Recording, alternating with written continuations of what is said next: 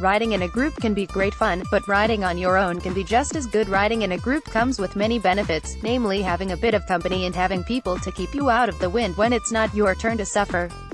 But riding alone can also be enjoyable, offering riders the peace and quiet of the road and a little me time that we all crave every so often. So here are a few reasons why heading out on your own is brilliant.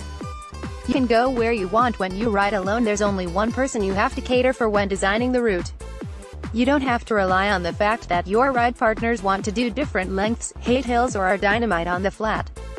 The only thing that matters is what you want to do, and if you only want to do a quick 20 miles then that's absolutely fine. Greater than 10 types of rider you'll see on every club run. You can go when you want. Waiting to go cycling is very annoying.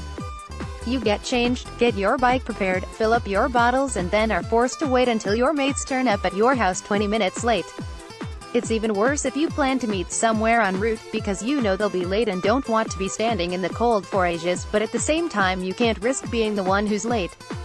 Solo riding, though, means you can head out whatever time you want and just keep pedaling from the minute you leave the house. You can stop as many times as you want. Fancy taking a picture of that lovely vista? Need to check your bearings without holding people up? Simply are too tired to carry on? That's all fine when you're on your own.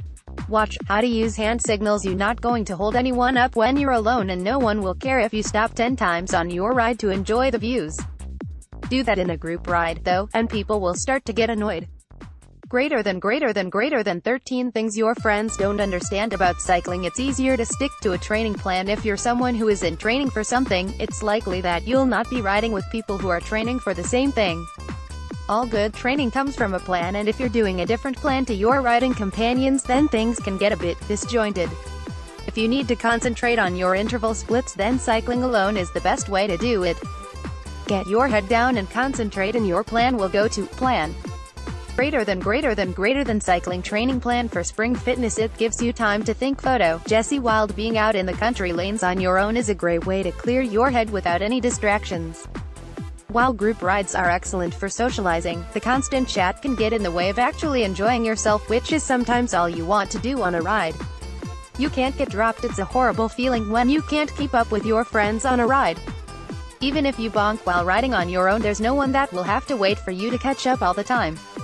Pedal as slowly as you want to get home, and then don't tell anyone what happened. Easy. Greater than the 9 types of ride we all upload to Strava. You can abandon when you want. Photo, Jesse Wild. Not feeling it when out on the bike?